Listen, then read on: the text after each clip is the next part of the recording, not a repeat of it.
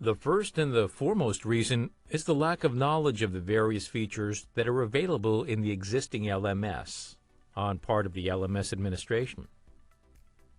What happens when LMS are being bought by organizations is that the buying unit, which goes into details, is usually composed of high-level managers.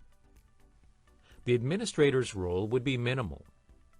He would probably only provide the team, which is selecting the LMS, with some kind of user cases of his organization, or he may recruit into the company. So he knows very little of the features, and when the LMS is launched into the company, he may keep the things going. So it is quite likely that most LMS administrators do not know many features and modules in their own LMSs.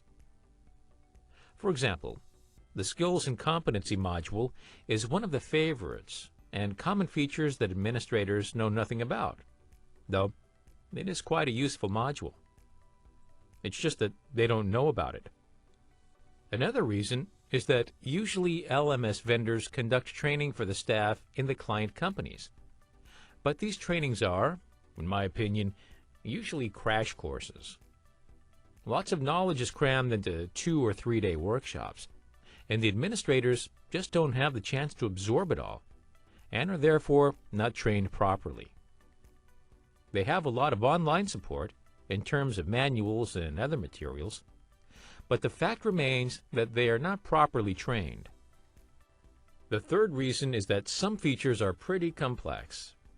Let's face it, who actually designs and codes an LMS? They're usually the software architects and programmers and techies. Of course, they get the inputs from training professionals, but the actual coding and actual architecture of the LMS, its navigation, and how each feature works is in the hands of a techie. And what is very simple to a technically competent person may be a very difficult one for a user, or even for the administrator. So, for example, creating or editing custom evaluation templates can be a very daunting task for an administrator, as usually the process is complex. And finally, the features are not well utilized. There are many features included in the package, but are of no use to a specific organization.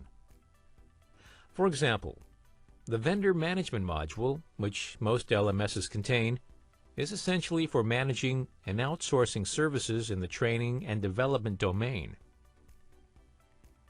In the catalog courses, or custom courses, if they are in significant quantities, this module is used. However, most companies hardly use this module, so this is just another add-on which comes along with the package, and the administrators hardly know about it.